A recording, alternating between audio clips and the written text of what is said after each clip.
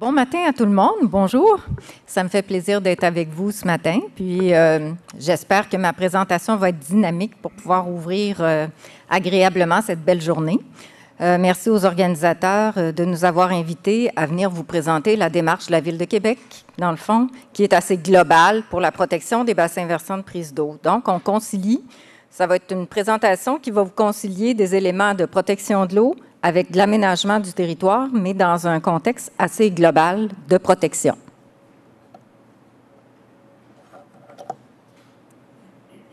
Donc, ce qu'on va voir en premier lieu, ça va être des éléments de protection et de cartographie. C'est un thème qui m'est très cher et à chaque fois que je peux l'aborder, je le fais parce que c'est extrêmement important, la notion de la cartographie des cours d'eau pour leur donner une réalité. Après, on va voir à la fois, on va faire protection, cartographie, puis on va ajouter un élément réglementaire.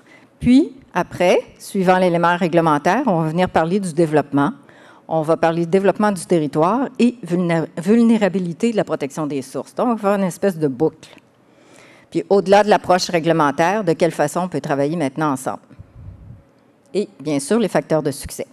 Alors, ce qui est vraiment important, comme je l'ai dit tantôt, c'est quand on fait une cartographie, c'est souvent des choses qui sont aujourd'hui moins apparentes ou moins intéressantes avec toute l'informatique, mais c'est vraiment la base de la reconnaissance d'un cours d'eau. Souvent, dans les objets réglementaires, le cours d'eau ou les rives, ce sont des définitions. Quand on les met sur carte, ça leur donne une réalité physique, un tracé, un cours, comme un corps finalement, qui est facilement reconnaissable de tous, puis sans ambiguïté. Alors, on peut aller d'un outil très simple, accessible à tous, comme une carte traditionnelle ou une carte interactive externe avec des images aériennes. Comme il a été fait au niveau de la Ville de Québec, c'est accessible à tout le monde d'aller voir sur son coin de pays, son coin de territoire, sa maison, son lot, etc., où sont les cours d'eau, les bassins versants de prise d'eau. Fait que ça facilite l'application de la réglementation d'urbanisme. Vous savez, des fois, il y a des gens qui travaillent dans des municipalités qui n'ont pas nécessairement toutes les formations en matière de reconnaissance de ce qu'est un cours d'eau. Donc, ils ont souvent des formations qui peuvent être des techniciens en bâtiment. Alors, ils ont à appliquer une réglementation pour lesquelles ils ne sont pas nécessairement complètement outillés dans cette démarche-là. Donc, ça les aide énormément. Et ça permet l'intégration de l'existence d'un cours d'eau dès la conception d'un projet d'aménagement. Ça, c'est vraiment important. Alors, vous allez voir, on va l'exprimer tout de suite en partant. Je vous invite à regarder à droite, c'est-à-dire, bon, je ne sais pas comment ça marche. Sur la diapositive, où finalement, vous voyez que c'est tout en noir et blanc, il y a seulement un petit bout de cours d'eau qui était protégé dans ce cadre de ce plan de lotissement qui nous avait été déposé, à partir d'une cartographie officielle, où l'objet réglementaire, c'est la définition, mais quand même, la carte, elle devient un support à cet objet réglementaire. Bien là, on avait vraiment identifié comme il faut le cours d'eau. Alors, c'était assez amusant parce que ça a fait, au début, c'était pas quelque chose qui était reconnu et que le promoteur voulait faire. Et par la suite, bien, il a vendu ses terrains avec une très grosse affiche marketing en disant « boisé et ruisseau ». Alors, c'est bien pour dire, ça peut devenir très intéressant dans ce contexte-là. Ça aurait été dommage parce que c'est ce magnifique endroit qu'on aurait complètement englouti sous une rue asphaltée.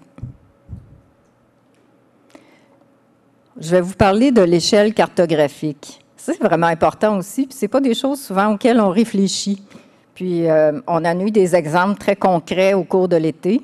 Hein, puis je pense que François, il peut le souligner aussi, qui nous a un petit peu, qui nous a finalement éveillés à l'importance de soulever ces points-là.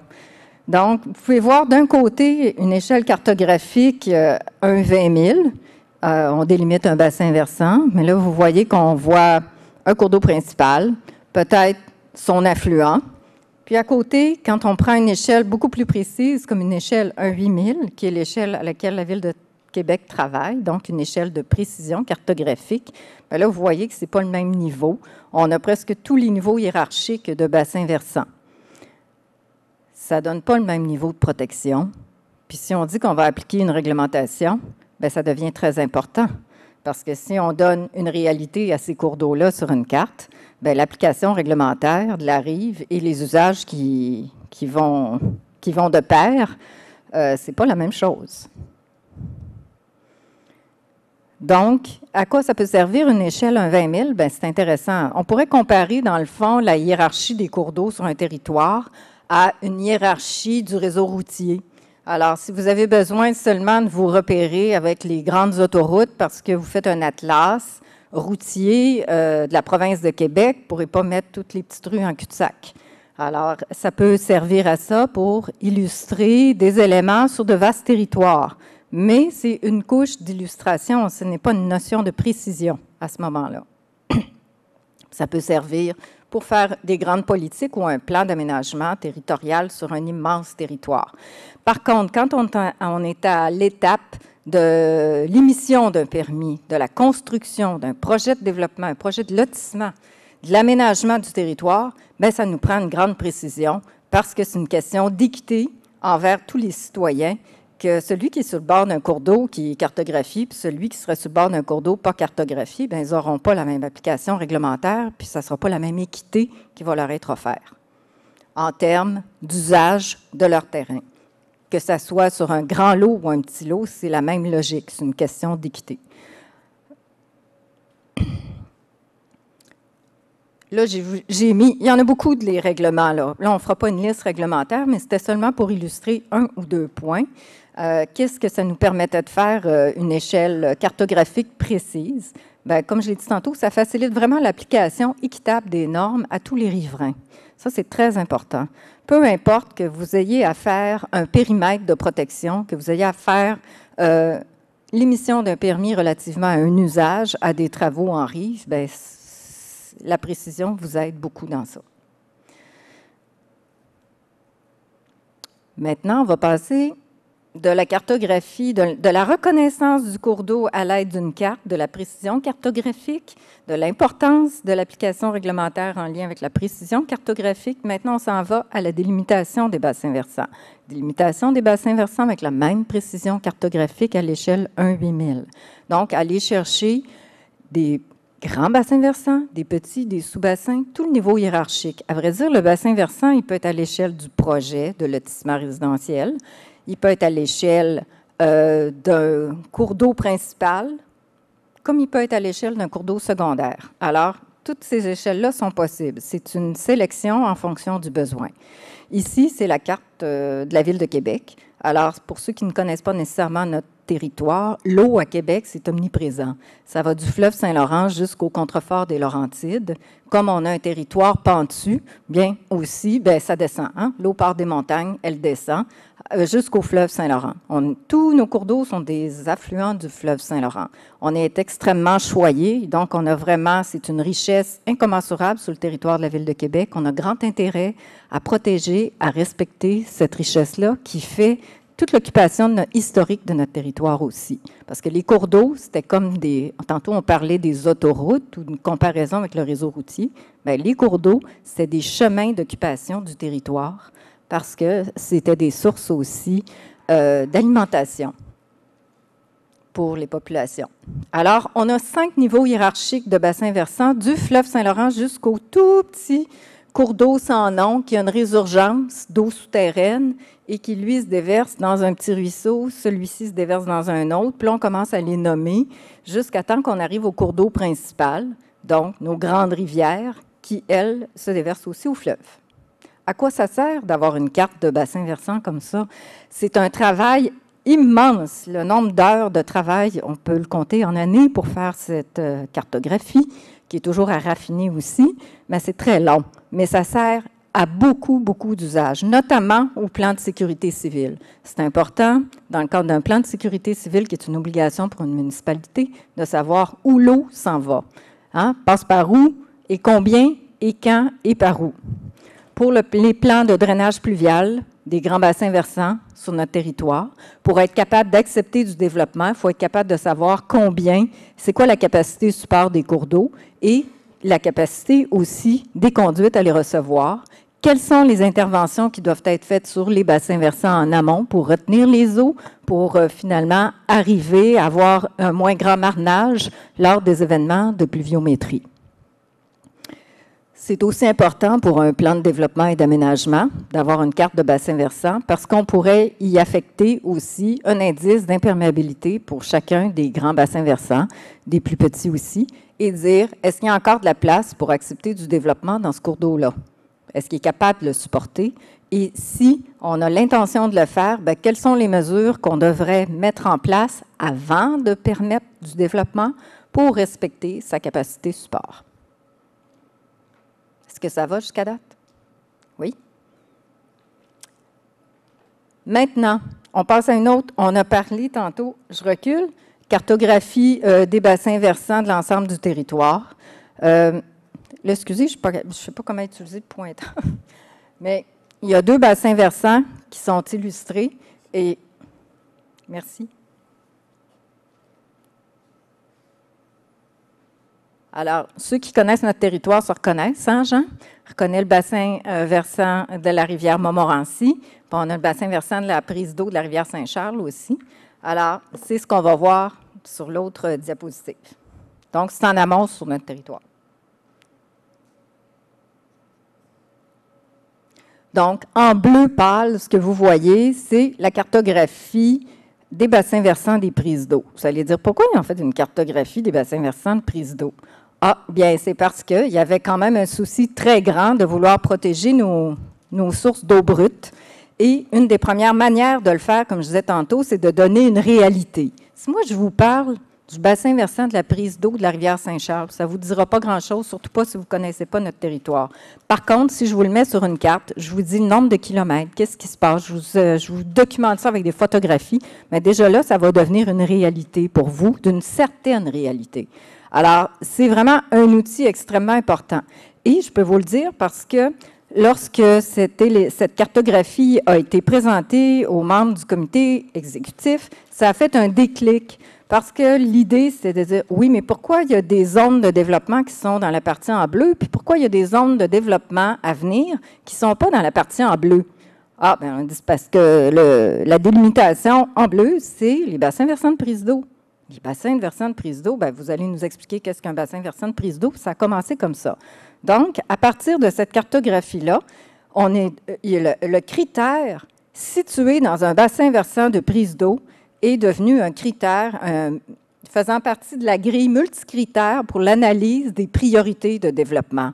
Alors, c'est à partir d'une cartographie. La cartographie, ça donne une image, une réalité. Voilà.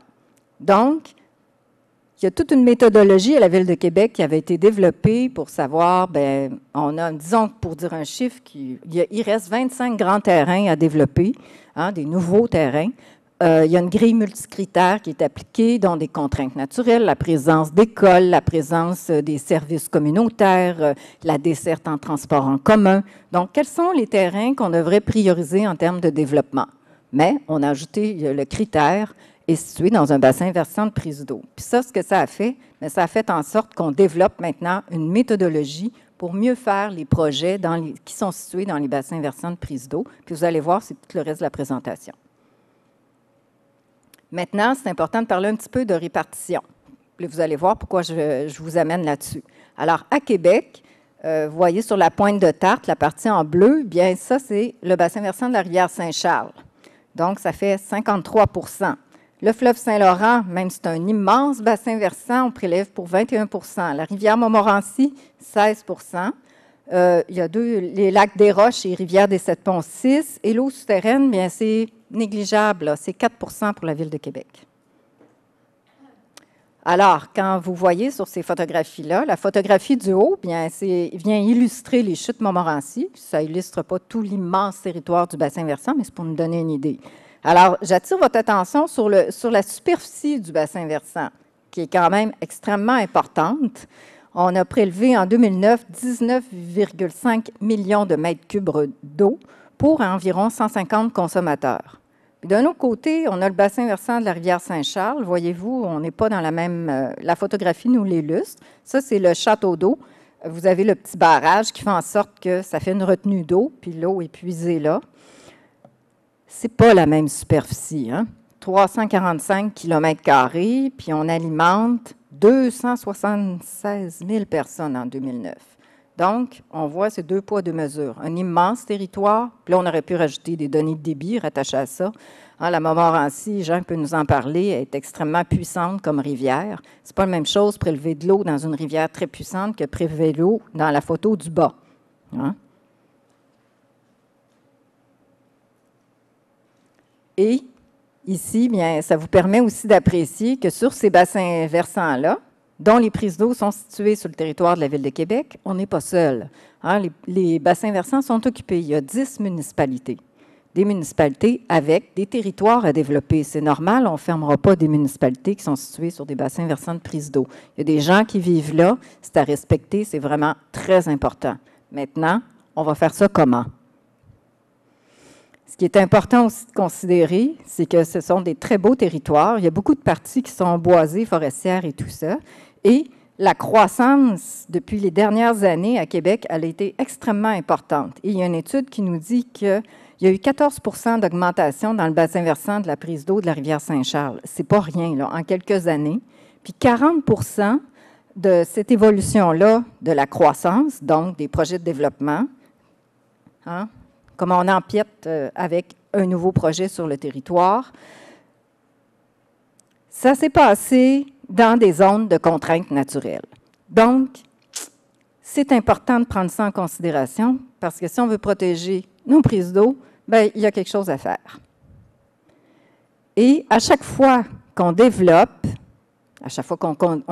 on ouvre un nouveau territoire, bien, il faut s'y rendre. Donc, on construit des routes, des rues, des autoroutes. On continue, puis on est dans un pays divers. Donc, on doit les entretenir, ces routes. Alors, ce que vous voyez sur ce graphique-là, c'est l'émergence d'une vulnérabilité à chaque fois qu'on développe. Donc, vous avez une progression constante de la teneur moyenne annuelle de chlorure dans l'eau brute à la prise d'eau de la rivière Saint-Charles. C'est entre 1977 et 2008. Il y a peut-être maintenant une certaine baisse parce qu'il y a tout un effort qui est fait, François pourrait nous en parler aussi, pour diminuer la quantité de fondants lors des opérations d'épandage. Sauf qu'on est quand même dans un pays divers et la sécurité des citoyens, c'est important. Sauf que ça amène une problématique, puis ça amène d'être très conscient de ça. Alors, développement, bassin versant de prise d'eau, territoire encore vierge, mais vulnérabilité aussi. Hein? Il peut arriver des accidents. Alors, la Ville de Québec a presque eu une problématique à quelques jours ou à quelques kilomètres, aurait pu avoir une problématique de contamination de toute sa réserve d'eau par des hydrocarbures. Il y a eu un déversement. Un déversement, ça se produit de façon accidentelle, c'est insidieux, on ne peut pas avoir des mesures de protection partout sur le territoire. Alors, c'est vraiment important d'être sensibilisé à ça. L'autre chose aussi, c'est qu'il y a eu un épisode d'éclosion de fleurs de cyanobactéries au lac Saint-Charles, qui est le principal réservoir en eau pour la prise d'eau de la rivière Saint-Charles. Donc, deux événements qui peuvent être très problématiques pour notre alimentation en eau potable de 276 000 personnes. D'où la présentation qui vous a été faite hier sur les interconnexions entre les différentes sources d'approvisionnement pour assurer une sécurité d'approvisionnement. Même si on a une sécurité d'approvisionnement, ça ne veut pas dire qu'il ne faut pas être vigilant puis travailler avec précaution puis être parfaitement conscient qu'il y a des vulnérabilités sur notre territoire. Le plan d'action de la Ville de Québec face à cette vulnérabilité des prises d'eau de surface, on pourrait diviser ça en deux, hein, parce qu'il y a des territoires à développer, mais il y a déjà du territoire déjà développé où des gens habitent. Il y a des pratiques qui ont été faites il y a beaucoup d'années avec les meilleures connaissances à cette époque, mais qui aujourd'hui, c'est probablement pas comme ça qu'on ferait ça. Alors, dire qu'on va faire du je vais utiliser ce terme-là parce que j'en ai pas d'autres, un rétrofitting au sein du mode développé et des infrastructures existantes, c'est extrêmement onéreux. C'est plus facile d'aujourd'hui construire mieux, aménager mieux, puis avoir de meilleures infrastructures, on protège mieux nos ressources. Mais c'est très onéreux, mais ça fait quand même partie des éléments qu'on doit faire. Donc, améliorer les pratiques municipales, pratiques d'entretien, pratiques de déneigement, pratiques aussi de conservation, etc. Là, tout ce qui a trait à la pratique municipale dans nos travaux publics, dans nos façons de concevoir, nos réseaux, etc. Diminuer les rejets d'eau usée, sanitaire et d'eau pluviale très chargée qui peuvent arriver, des débordements en temps de pluie. Vous êtes parfaitement au courant de ces choses-là. Réglementer les usages aussi, des usages qui étaient peut-être autorisés autrefois, mais qui aujourd'hui n'ont plus la raison d'être quand on considère la problématique des vulnérabilités. Restaurer, végétaliser les rives de cours d'eau, c'est extrêmement important, et les rives du lac Saint-Charles, principal réservoir en eau potable. Toutes ces rives-là sont privées. À quelques exceptions près, la Ville de Québec possède peu de rives municipales en bordure du lac Saint-Charles, ce sont des rives privées. Protéger les milieux naturels, en faire l'acquisition aussi, assurer un suivi auprès des citoyens et aussi continuer à faire un suivi de la qualité de l'eau dans le bassin versant de la prise d'eau. En soi, ça pourrait être une présentation, le suivi de la qualité de l'eau. Dans les zones potentielles de développement maintenant, qu'est-ce qu'on peut faire pour protéger, mieux protéger, tout en continuant dans un contexte de développement? On ne fermera pas notre territoire. Hein? Ben, c'est élaborer des modalités de développement qui vont minimiser les impacts des projets sur la ressource eau. C'est un travail immense, mais extrêmement essentiel et important. En soi, c'est une présentation que peut-être je pourrais vous faire l'année prochaine. Hein? Donc, j'ai hâte de faire le détail. Parce que présentement, on travaille sur un guide du promoteur. J'aimerais bien vous en parler, mais il n'est pas encore officiel. Il n'a pas été encore approuvé officiellement. C'est une démarche qui est enclenchée depuis 2 ans, où justement, on vient parler de modalités de développement. On développe, on fait la promotion d'une démarche méthodologique, on donne des livrables, on propose des livrables et toute une méthodologie avec des objectifs à atteindre. Et le plus important, c'est de travailler en concertation à partir d'une approche pluridisciplinaire. On ne peut pas y arriver dans les nouvelles façons de faire aujourd'hui si on ne travaille pas dans un comité de travail en concertation, l'ingénieur, les gens d'environnement, les conseillers en environnement, les conseillers en urbanisme, architectes de paysage, les géomorphologues aussi. On n'y arrivera pas. On revient maintenant que vous avez ça en tête. Il y a eu sur notre territoire aussi, on a parlé de la prise de conscience de la vulnérabilité. Donc, il y a eu toute la notion des études. On a parlé tantôt, c'est important de faire des études, du suivi, etc. Pour pouvoir aller plus loin, il faut connaître vraiment bien. Donc, il y a eu un diagnostic qui a été posé sur le bassin versant de la prise d'eau de la rivière Saint-Charles par la communauté métropolitaine de Québec. Étant donné qu'il y a d'autres municipalités que la Ville, c'était l'instance suprarégionale. Puis, ça nous a dit qu'en général, la qualité de l'eau était relativement bonne parce que toute la partie du territoire forestier vient jouer un rôle épurateur par rapport à l'eau. Dans les parties urbanisées, cependant, on a de certains problèmes. Hein? On en a parlé tantôt. Rejet d'eau sanitaire en temps de pluie, rejet d'eau pluviale chargée, zone d'érosion à contrôler, mais pas toujours fait pour le moment, conflit d'usage. Des usages qui parfois étaient autorisés dans le passé, qui aujourd'hui ne seraient plus jamais autorisés, qui font partie du paysage maintenant. Donc, à travailler. Construction dans les fortes pentes. Construction dans les fortes pentes, c'est une grande vulnérabilité par la suite. Hein? Érosion, on abat des arbres, un cheminement de l'eau beaucoup trop rapide, etc. Donc, il y a des nouvelles façons de travailler pour pouvoir permettre une construction en forte pente sans laisser aller tout ce qui vient avec en bas au point bas. Protection des rives a amélioré beaucoup en termes de largeur de rives, en termes d'usage, en termes de ce qui pourrait être permis ou pas. Ça nous amène à parler encore de réglementation. Donc, à partir de ce diagnostic qui a été soumis à la communauté métropolitaine et dont la Ville de Québec a pris conscience, la décision a été de prendre un temps d'arrêt pour regarder comment pouvait se faire le développement pour protéger les sources d'eau brute dans un contexte de développement. Donc, c'est un principe de précaution puis de gestion intégrée par bassin versant. Ça a donné lieu à un règlement de contrôle intérimaire dont le titre est assez long, là, mais ça visait à limiter les interventions humaines dans les bassins versants des cours d'eau. Et c'est le premier règlement du genre au Québec qui a utilisé un territoire de bassin versant. Donc, c'est toute cette notion-là. Fait qu'on revient toujours à notre premier point, l'importance de la cartographie, ce que ça a eu comme résonance, comme réalité, comment ça nous amène à réglementer, à protéger nos sources. Et ce que ça vient travailler, bien, là, je vais passer vite là-dessus. Dans le fond, c'est les milieux naturels, les plaines inondables, le contrôle de l'érosion, tout ce qu'on a parlé comme vulnérabilité tantôt, et aussi vraiment l'importance de la conformité des installations septiques autonomes. Au-delà de l'approche réglementaire, un RCI, des règlements d'urbanisme, des zonages, etc., la Ville de Québec s'est donné 4 objectifs avant l'apparition du règlement de contrôle intérimaire, parce qu'elle s'est dit, sur notre territoire, nous, ce qu'on veut faire, quand on aura des nouveaux projets, on va avoir 4 objectifs à atteindre dans nos projets de développement. Conserver au moins 40 % de milieux naturels, atteindre la même qualité et la même quantité d'eau une fois le projet développé, donc essayer d'avoir, en travaillant en amont avec toute la filière de gestion des eaux pluviales, que ce soit l'infiltration, la rétention, le traitement et bien sûr le contrôle de l'érosion des sédiments à la source, parce qu'en bout de ligne, quand tout est géré, il y a toujours cette problématique-là.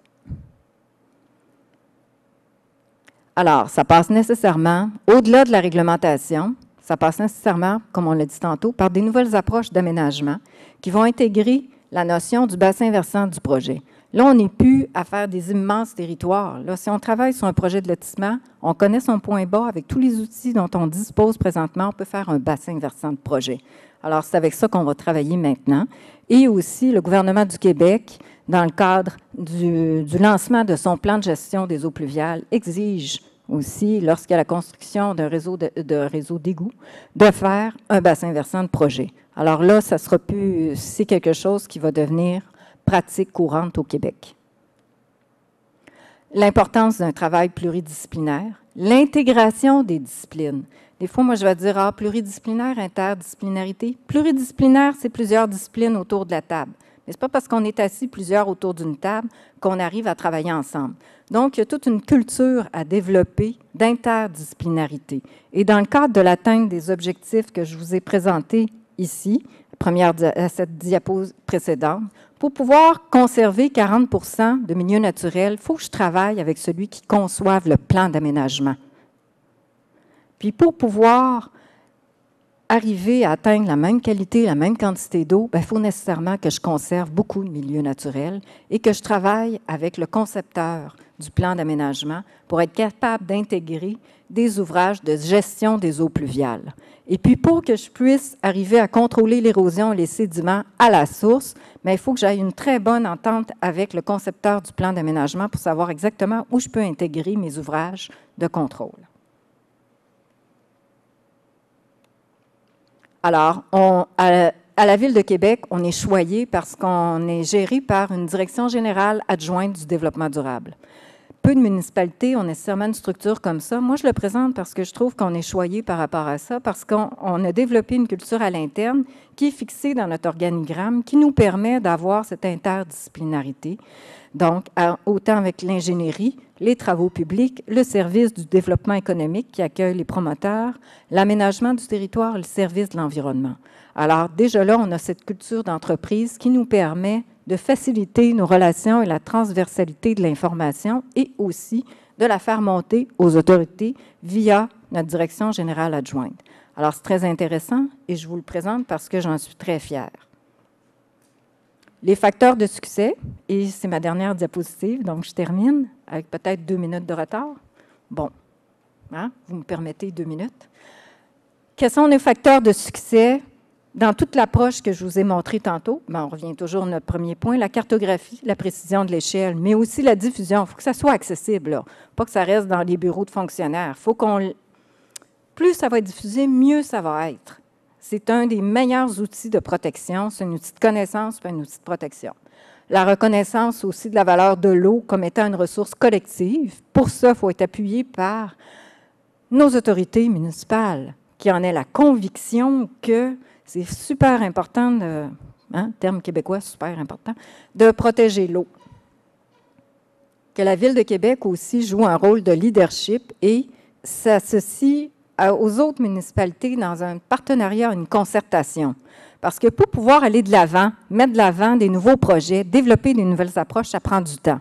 pour que ça puisse prendre du temps, il faut qu'on nous permette d'avoir ce temps-là. Pour qu'on nous permette d'avoir ce temps-là, il faut qu'en quelque part, quelqu'un reconnaisse que c'est vraiment important de protéger la ressource eau, donc nos autorités.